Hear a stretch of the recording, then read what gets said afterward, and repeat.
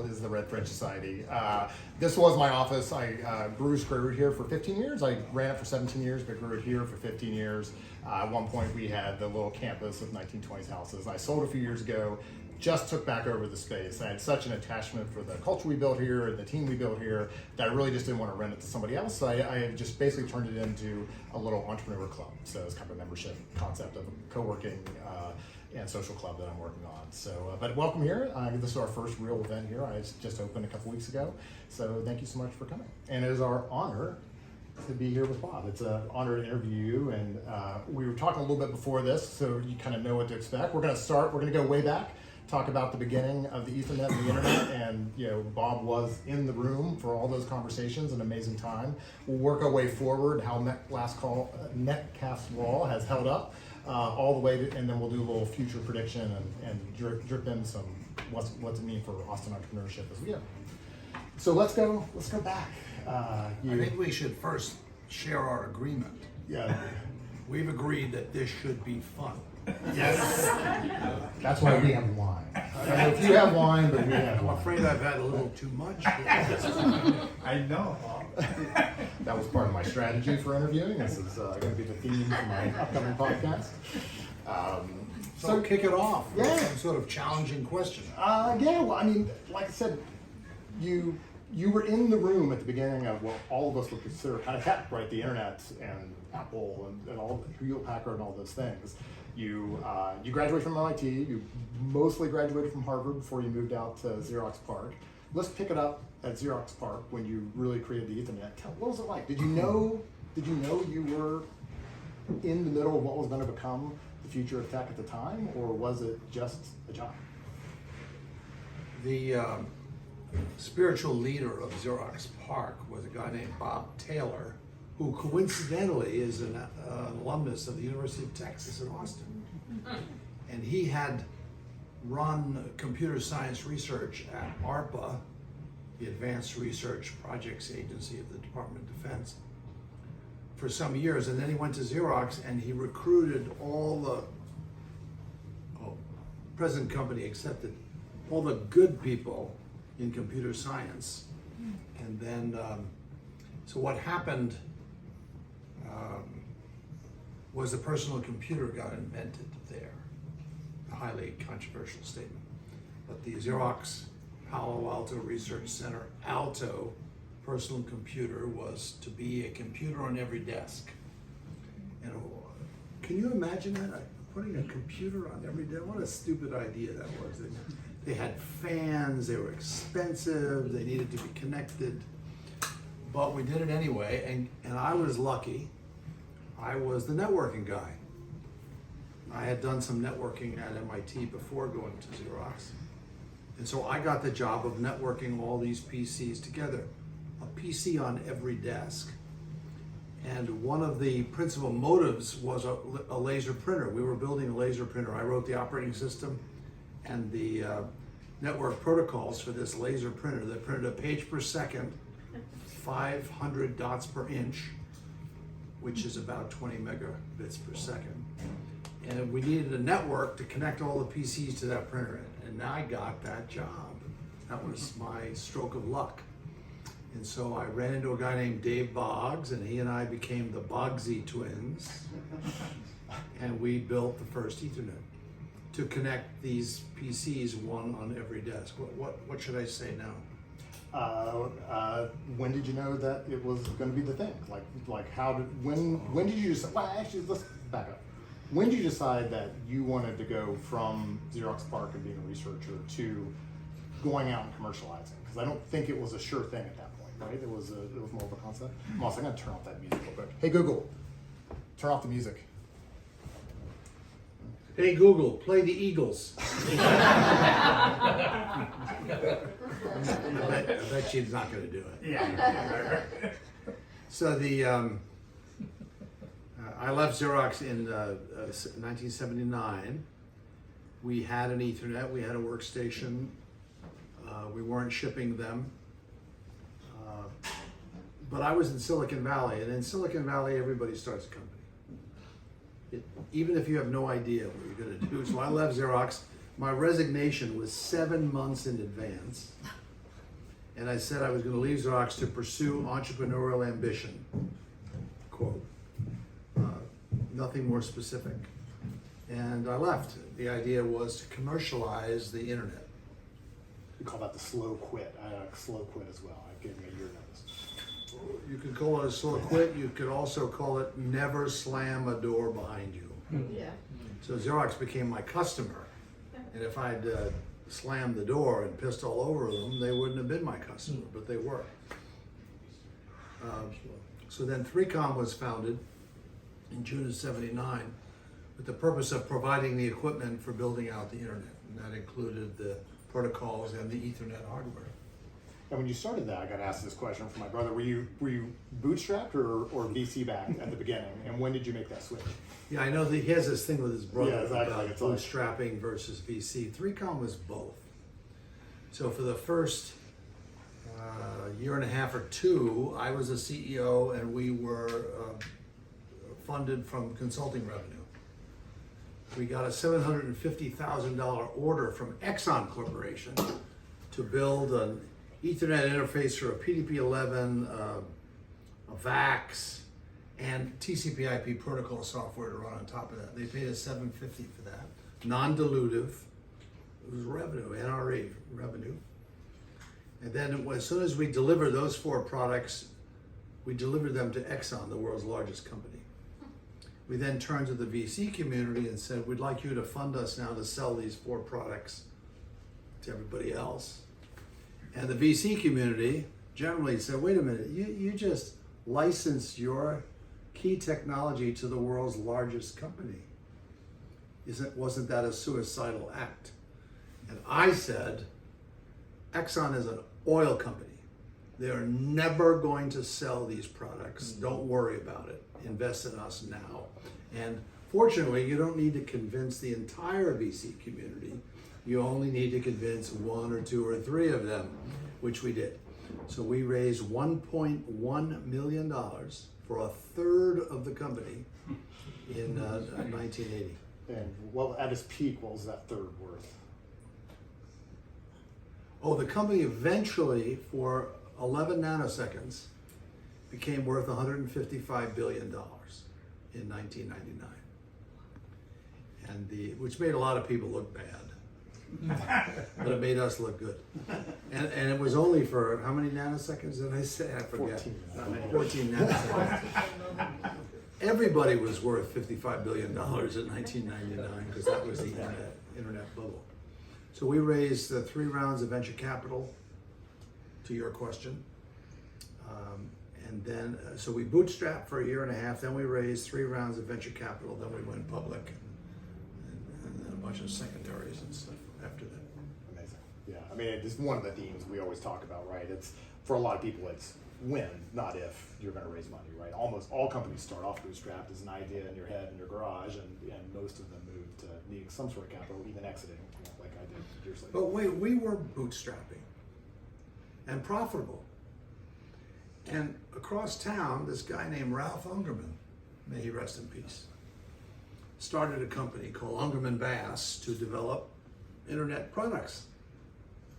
And he said in his press release, the inventor of Ethernet. And in this press release, he said his company was the first one to do A, B, C, D, and E, all of which we had done ahead of him. So he pissed me off. And he had venture capital. Kleiner Perkins was backing Ralph. Wow. So we had some very classy VCs, but not Kleiner Perkins. And the reason I turned to them was that Ralph was going into this window of opportunity that was likely to close. So this local area networking internet opportunity was developing. Ralph was going for it full speed ahead with his venture capital. We had no choice but to go raise venture capital and go in after him, which we did. And we eventually beat him and drove his company into a horrible acquisition. And the competition was fierce because the internet opportunity was developing pretty rapidly and no one knew how it would happen. 3Com, if I had been a better person, there would be no Cisco. You've heard of Cisco. Cisco only exists because I'm a dope. And I managed to let those bastards get loose with their router things. We had router things too, they just weren't as good as theirs.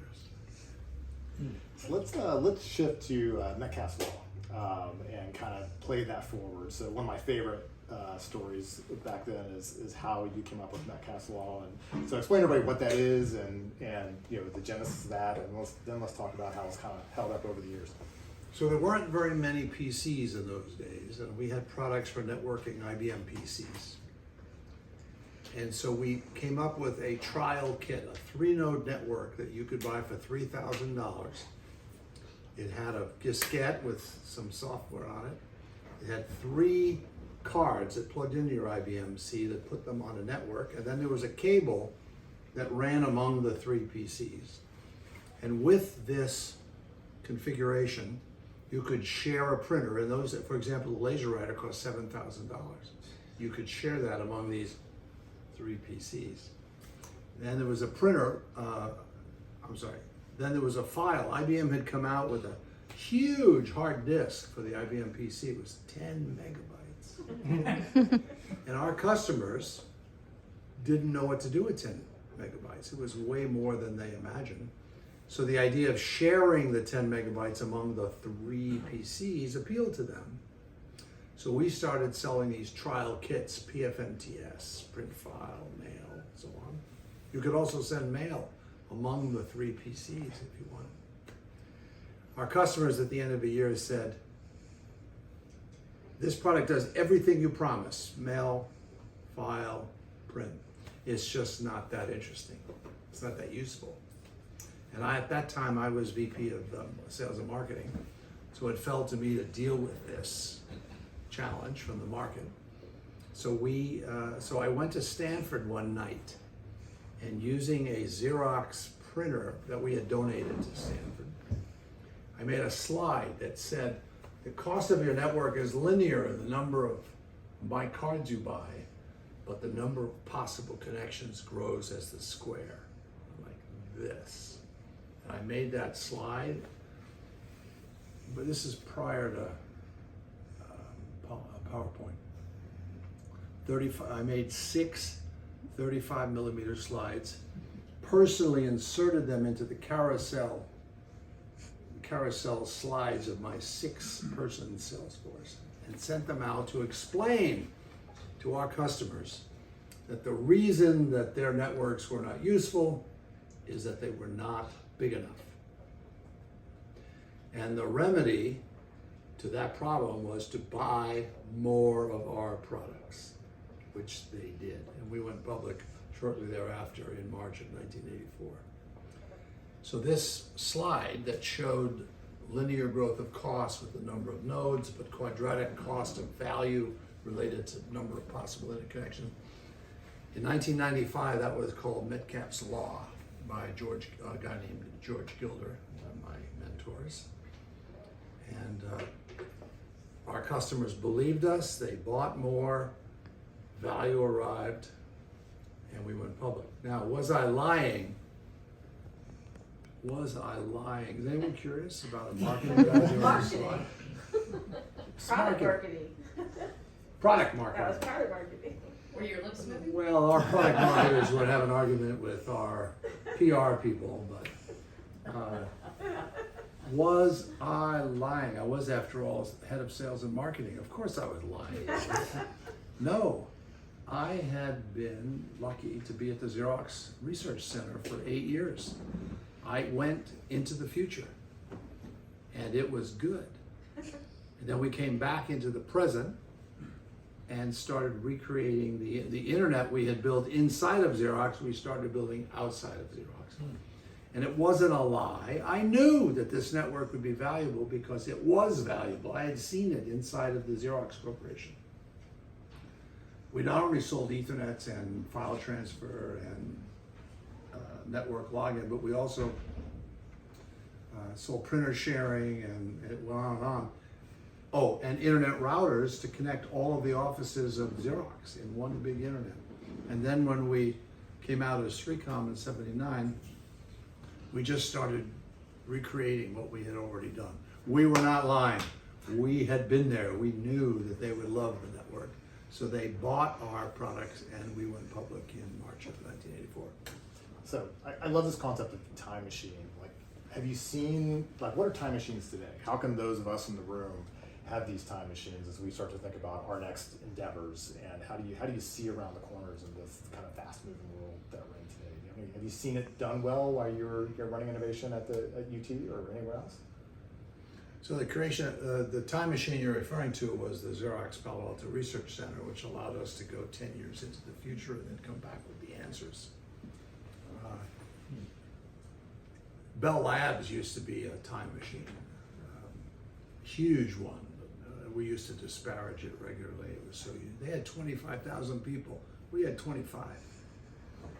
And we built the first prototypes of Ethernet products, whereas Bell Labs got mired in their monopoly. I'm fond of saying at AT&T, we are working to solve yesterday's problems tomorrow. And so in order to build the internet, we had to break two monopolies, IBM and AT&T. And we did eventually, although it was a hard fought battle. Did I missed your question? Well, just more of like, have you seen those type of time machines today? I mean, Well, creating time machines is hard to do. The laboratories at universities are the prime candidates for time machines. And the argument is where should we do our research? Should we do it at the laboratories of monopolies? Should we do it at research centers? Should we do it at labs that are run by the federal government? Should we do it with startups? Where should the time machines be? And my conclusion is it's university laboratories, as horrible as that may sound. And there's one reason why. University laboratories produce graduates, and the graduates go out and they are the innovators. So that's why I come down, in the very end, I come down believing that university labs are where these time machines will and should be created.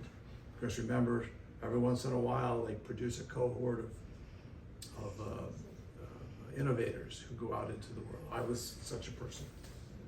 Fantastic. That's right. So let's take Metcalfe's law forward. So the internet comes along, Facebook comes along, and how did it go from this sales pitch, basically, that you weren't lying because you'd seen it? Did it actually prove out?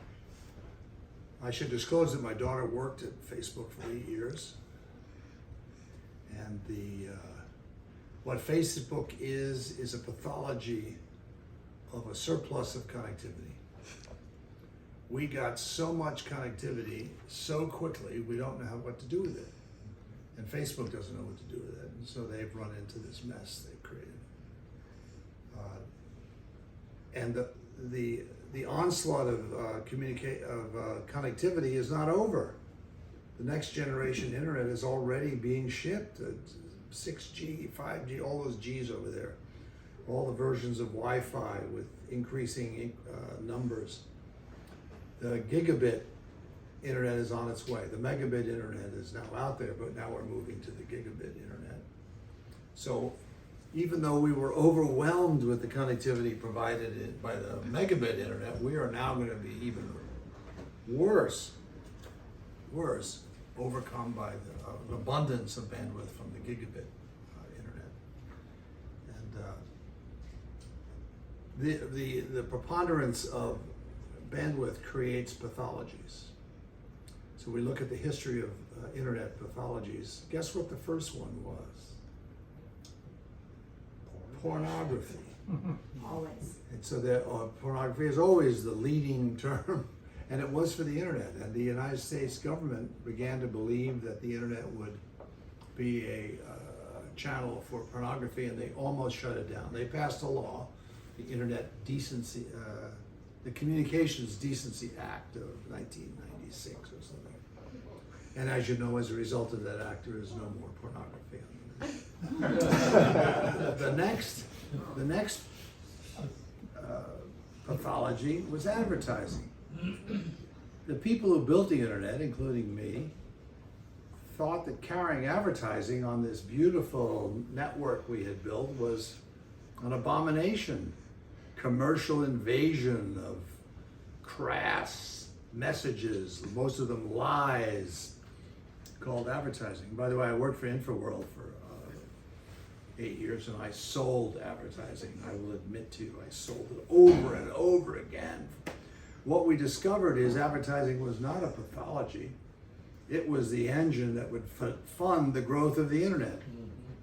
Along comes Google, along comes Facebook, using advertising as the engine for financing the internet. And so what was left was spam. And as you know, there's no more spam on the internet.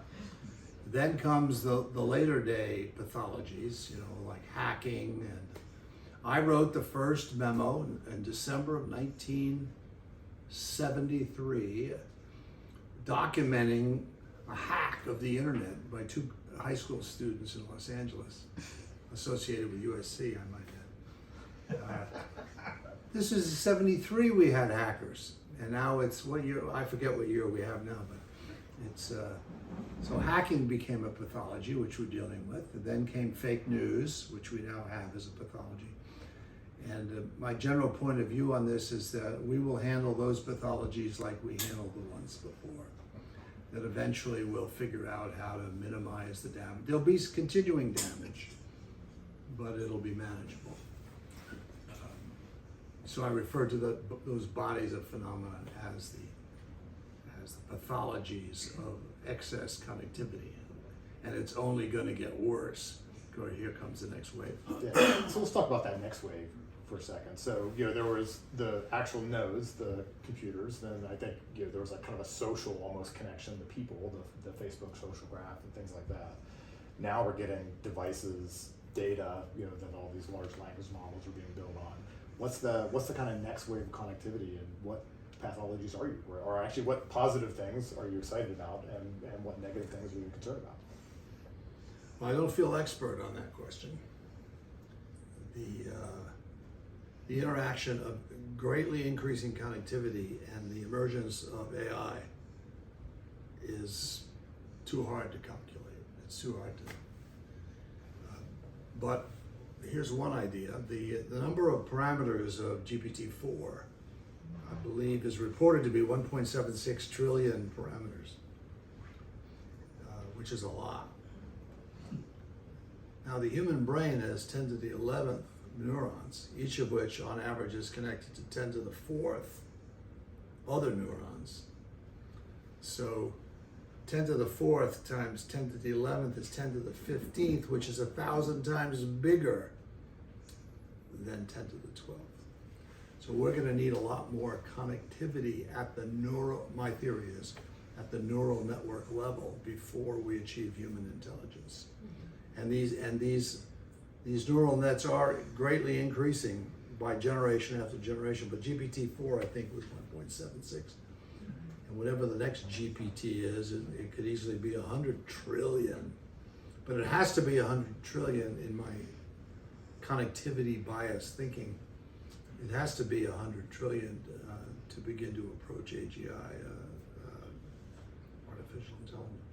Once again, incidentally, this might interest you. In 1968, my thesis advisor at MIT was Marvin Minsky, one of the founders of AI. And I wrote a thesis for him, an undergraduate thesis called A Neuron Model and Some of Its Information Processing Capabilities. And I wrote this dissertation on a school bus returning from a varsity tennis match in New Hampshire. Marvin was not impressed with my dissertation. I don't think Marvin thought I was smart enough to be in AI, so he let me go work on networking instead. It worked out pretty well. Hopefully you have a question that will rescue me from You never need rescuing. So, well, we're going to shift gears in about 5-10 minutes to questions. So get your questions ready for Bob. Before that, let's talk about Austin a little bit. Why did you come to Austin 12 years ago? And kind of what do you think about the entrepreneurial community here and the potential here? So I was a venture capitalist at Polaris Partners in Boston. My wife was a New England champion in triathlon in her age group. She is my age. And she announced one day that I'd been a venture capitalist for long enough, 10 years, and it was time to move, and she wanted to move to a warm place. Congratulations. From Boston to a warm place. She overdid it, of course. She was keen on laying off. We almost went to USC. We almost went to several other places, but the University of Texas invited both of us to come. So it was a change of scenery, a startup intensive environment, and they wanted us, so how could we miss? That was 12 years ago. And I've done some research. The startup community for both Silicon Valley and Austin is 1955. Four researchers from the University of Texas founded a company in 1955. What was it called? Austin Ventures. What's that? I don't know. Austin Ventures, I'm guessing. Texas No. Instruments. Texas Instruments. Teledyne or something? Texas Instruments. Any case, 1955. Yeah. In Silicon Valley, a guy named Shockley started Shockley Semiconductor, starting Silicon Valley in or around Palo Alto. They both started in 55. And Silicon Valley grew more rapidly than Austin did, but Austin grew impressively during that period in high-tech entrepreneurship. You mentioned Austin Ventures. One of the problems was Austin Ventures. There was one VC firm, roughly speaking, here, and if they rejected you, you were dead meat. Because everybody else has Austin in the name. So if you're not from Austin and Austin Yeah, Ventures if you're didn't sitting fund in you, Silicon like, Valley and this company from Austin shows up and you say, why didn't Austin Ventures back you?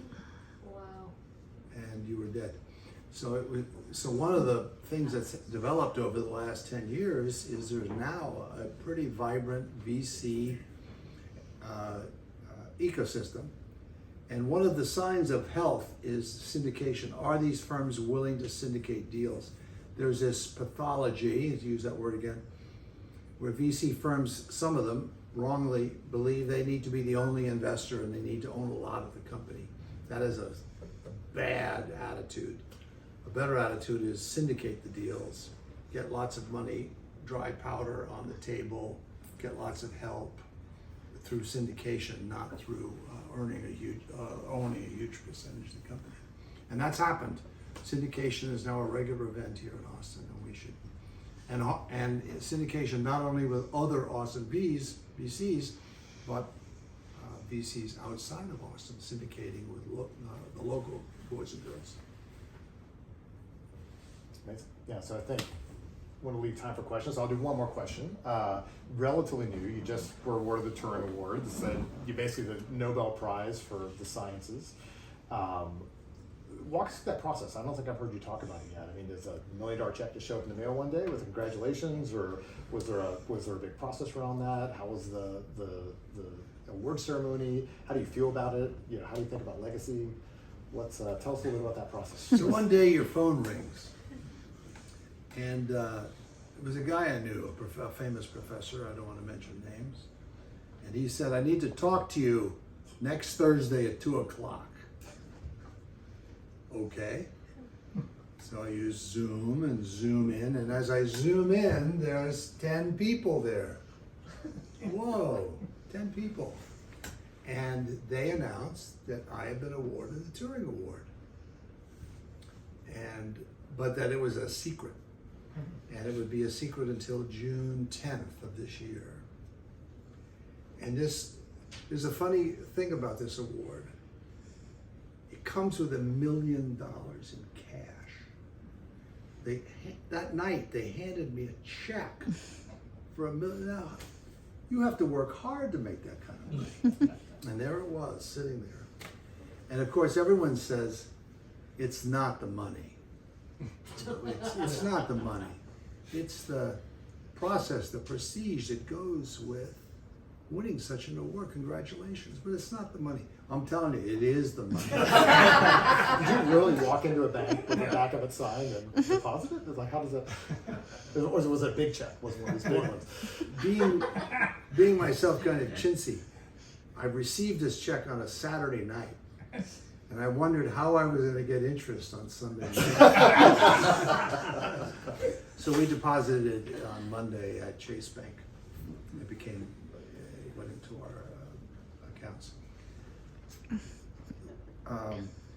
To get this money, you have to sign a contract. In short, the contract says you will agree to give a Turing talk in India, in China, and the United States with an ACM affiliated organization. So I immediately did ACM talk here at the AT&T Center, not USA, check. But now I have India and China ahead. So I'm negotiating an India trip, which is going to be fun. I've received 5 invitations from China. So I called up my friends at the State Department and I said, hey, I got these 5 invitations from China. One of them's for 100 grand, by the way. What do you think? And they said, we don't think you should go. So at the moment, I don't have a way of making good on that contractual agreement that I would give a talk in China. I was thinking maybe of giving it in Taiwan. Yes. I bought many chips from Taiwan. They're really great people. Does Hong Kong count? Yeah. Can you do Hong Kong? It's China, right? So what part did I leave out of this? Answer your question. No, that's good. No, I think that's great. I mean, well, how do you think? I mean, you've had a lot of honors in your life. Is this a capstone honor, or just does it feel different to receive that type of honor, or is it just kind of part of the trajectory you're already on, or is it actually in the rearview mirror? You're on your new career right now. I've won many other awards, many, including the IEEE Medal of Technology and the United States Medal of Technology, and many more than that. None with nearly the money that comes with this award. It is almost as if it is my job at this stage in life to receive awards. It's my job. And then as a consequence of that, you feel an obligation to make the people who gave you the award right and to live up to whatever it is they had in mind for you, which initially means giving a lot of talks. I have to show up at a lot of places and give talks related to, the talks I'm giving all relate to connectivity, which is a level up from Ethernet. So the award was for Ethernet per se, invention, standardization, and commercialization of Ethernet. But the Turing talks I'm giving, I want to go up a level and give talks about connectivity, because I believe the single most important new fact about the human race is that we are now suddenly connected.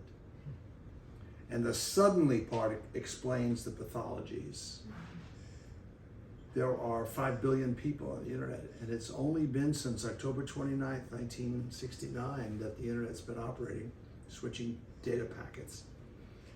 And suddenly we have 5 billion people on it. That's sudden. And I offer that as an explanation for some of the mess that we created on fake news in particular. By the way, I know how to solve fake news, as no one's asked me. How do you solve fake news? There needs to be an app for that. And the app is allows you to compose your own filter. And the filters can be available under brands. There can be a choice, libraries of filters. And so with this app, you build your own filter by composing branded other filters. And this is how we're going to do it. We're not going to let Mark Zuckerberg, of all people, decide what is hate speech and what is freedom of speech. We're not going to do that. That's a mistake. And it's and not only poor Mark. By the way, my daughter worked at Facebook. She adores Mark Zuckerberg, by the way. I keep pointing out to her that Facebook has been misbehaving, and they should stop misbehaving. But we made the mistake of asking them to misbehave.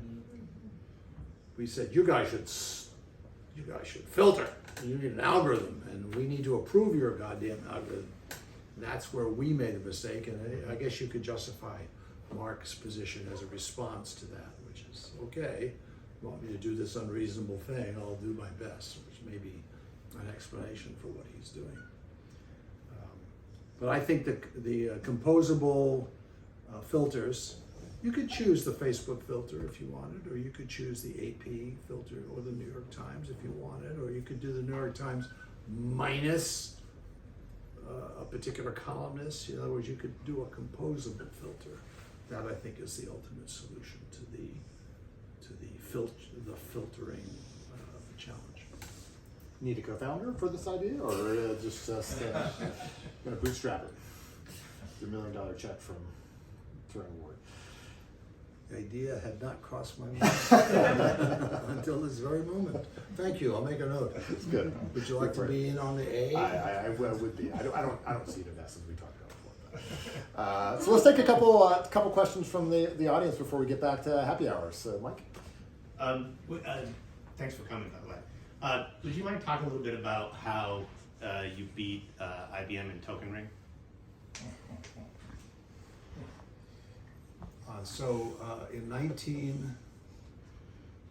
We built Ethernet and spread it through Xerox during the 70s, starting in 73 through 80. And then we brought it for standardization at the IEEE in 1980. And that's when IBM noticed. IBM noticed that customers liked this idea. And IBM was used to setting its own standards. SNA was the name of their standard. I used to call it SNA. I did too. Which really it pissed them off. Of course, they called it SNA, but I called it SNA. Anyway, SNA was their network protocol, and at that time, each vendor had their own network protocol, and they would use that to lock in customers. So we were proposing the internet, which was multi-vendor, multi-protocol.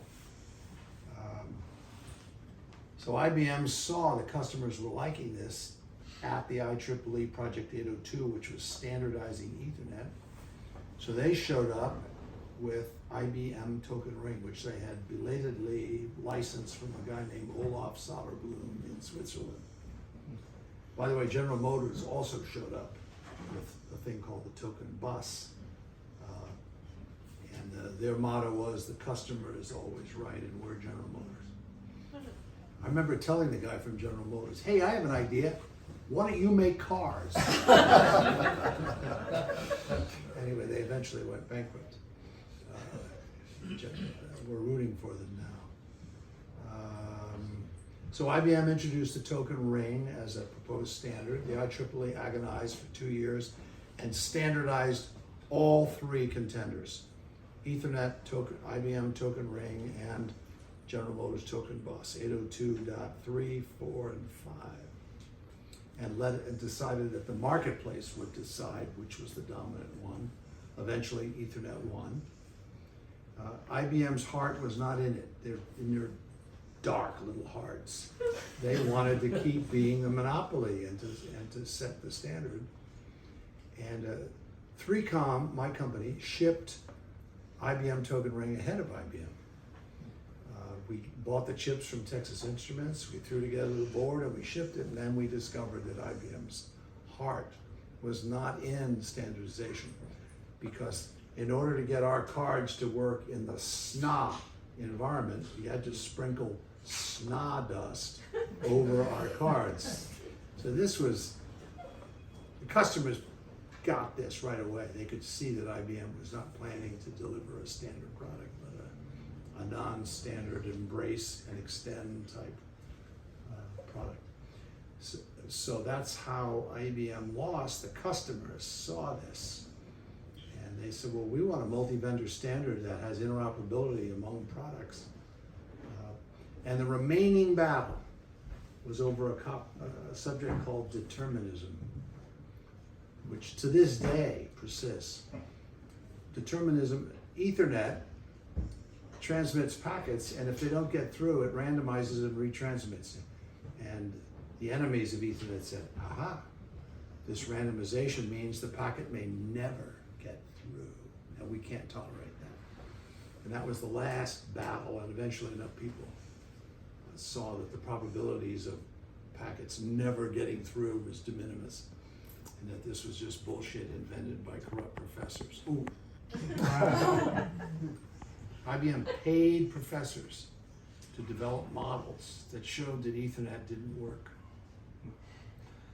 So famously at a conference in San Jose, my co-inventor, David Boggs, after being attacked viciously by these determinism bigots, said the following. He said, oh, and David had just finished building 100 Ethernets.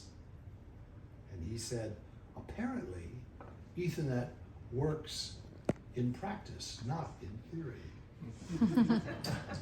that ended some variation of that stuff. Awesome. Jason? Did we answer the IBM question? Oh yeah. Thank you. So it took 10 to 20 years to kill the IBM token ring because of IBM's grip on the marketplace. But we did. Ethernet killed them by opening a standard that was de jure open, IEEE approved, and it worked, and a bunch of other positive features. Well, I have to add an aside on that. I was at IBM in '85 as an engineer pushing token ring versus Ethernet. So I was an SNA expert. And so I was in a room full of 40 people at Time Magazine convincing these guys why Ethernet and its determined and probabilistic sort of mechanisms wouldn't work. But I would argue thicknet Ethernet, remember thicknet Ethernet? We had to tap these stupid things under the cabling infrastructure. When it changed to a centralized switch, changed the game. Because Ethernet didn't scale at a certain flat thicknet, kind of a limited number of sort of scalable things. But that central hub happened, and I think that changed the game. But I was fighting that battle, ironically, and my hat's off to you. First of all, I'm just honored to see you again, and it's fun. Congratulations on your award. But it's fun having been on the IBM side with all of our RTP folks that didn't have any spine, frankly, to compete. But you're right, that sprinkling dust, that forcing people into the vertical stack was a challenge. We actually had, I was one of the first guys to NFS mount a mainframe on a PCXT with thicknet on one end and bus and tag cables on the other end, because people, the customer, wanted to drive, the Unix guys, wanted to drive backdoor access to the big mainframe that took 3 years to get development done, right? So there was this IBM stranglehold on the market, and there was this desire to open it up, right? And so you got, so that disruptive thing really changed, from my perspective, changed it. We were too control, we were a classic sort of trying to control everything, right? To your point, but thicknet was a pain in the butt. The old structured cabling system. If you get onto those, remember you had to pull the actual, those big, flooring up and get under there and tap those things out. It was just brutal. That was early in my career, but hats off to you being the David beating the Goliath. So. I want you to know that everything you said, I agree with.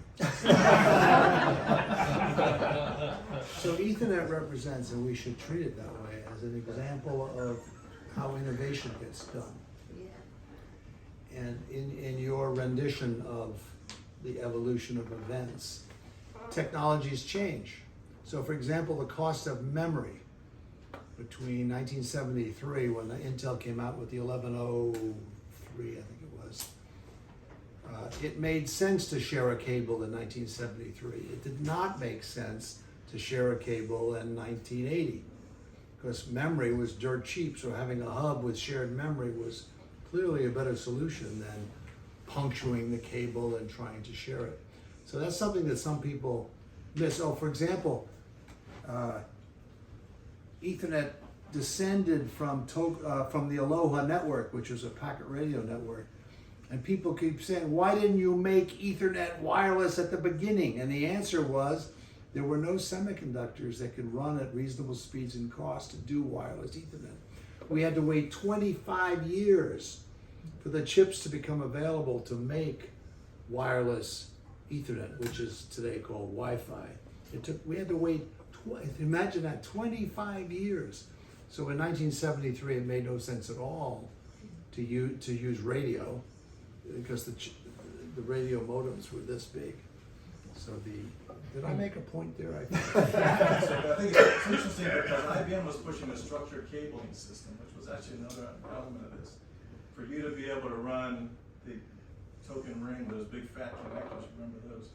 you had to have a whole structure, Cat 1, Cat 2, Cat 3. They were pushing the whole vertical stack of standardization in their IBM way. And you're absolutely right, you know, we didn't, our product group should be shot. But in general, the distinction to me, I think, was the difference there's the openness versus the controlled sort of proprietary stack. So a big revelation with respect to IBM was we were selling initially to people called CIOs, who in essence were IBM employees. Right. And we would come back and we would say at our sales meetings, we're going to have to wait for him to die. He's not going to buy Ethernet from us. He's an IBM guy. We're going to have to wait for him to die. So we figured out how to not sell to CIOs, but to sell down to workgroup network managers. Not the IBM CIOs, but way down here. And we sold it through retail. We sold through two-step distribution and retail. We managed to sell around the IBM CIOs. So part of this innovation story is not just the bits and the bytes, but it's also the channels and so make a note. You know, you remember that poem where the British Army rides into the shadow of death? You are not obligated to ride into the shadow of death. You should ride around the shadow of death. What I recall is they were $50 for a card, and ours were like 120. And that was the thing, these guys didn't want to pay twice. Oh, we were cheaper and faster. Those are two pluses. Yeah. That's great, though. It's kind of fun to see longevity. I have a question, but I'll wait till. Yeah, let's let Jason and we'll.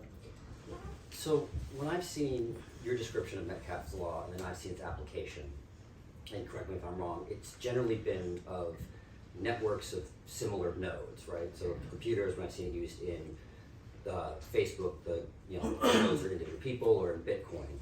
When I think about your work in Boston, in Silicon Valley, and here in Austin, innovation ecosystems, they are different types of networks, right? Founders, investors, employees, talent, all kind of converging. Have you thought about how the application of something of like Metcalfe's law works in an innovation ecosystem and how it applies to, say, a superstar ecosystem like Silicon Valley or Boston, and how it differentiates to something like an Austin? Right, so this has to do with levels of complexity. At the 0th level, connectivity is good. But you're doing a nasty thing. You're going down a level into some of the details. And you're right, different nodes have different value to the network, and it's hard to assess that. And Metcalfe's law doesn't even begin to get at that problem. But connectivity is good, and the ecosystem that we're building here in Austin is good. Silicon Valley has one too, Boston has one too. And I think the proper attitude to have about this is the support and growth and nourishment of the ecosystem. And they're I used to show up every Thursday morning at 7 a.m. at the Houndstooth on 4th and Congress. And there would be 30 people I never met before there, and somebody paid for the coffee and the pastries, and we just sat and talked. That was infrastructure. And how you model that with Metcalfe's law, I don't know, but it was important infrastructure. Total strangers making connections. Anyway, I submit that as an example of an unmodelable ecosystem event. Now, for example, the University of Texas having salons presenting professors' ideas about their possible startups is a part of that infrastructure. And I haven't checked whether that's continuing or not, but it's a very important part of our infrastructure here. It is no, ecosystems depend on universities. Boston has at least 10 world-class research universities. California, Stanford, and Berkeley. Almost always there's a university involved. So taking care of the university role in the ecosystem is important. So one of the things we had to do when we arrived 12 years ago was to try to get the licensing office under control. You know, licensing people like to believe that they can take forever. That the IP is so valuable that they should own most of the company. Not that either. So getting the licensing process, conflict of interest rules at the university are horrible. They need to be fixed, just to name one of my pet peeves. Anyway, these are all pieces of an ecosystem that we need to respect and nourish. All right, so I'm actually gonna, we're getting kind of at time here. I have one quick question for you, which is, I just turned 50 and can barely remember who I met yesterday. And listening to you talk and your recall, do you have a magic supplement or morning routine that we should all start doing now to be half as sharp as you are when we're half your age? Thank you, that's very kind. I think that if I were to treat your question seriously, I'm not sure you meant for me to do that. I think exercise is really important. Amen. I played varsity sports. When I was founding my company, I was running 5 miles a day.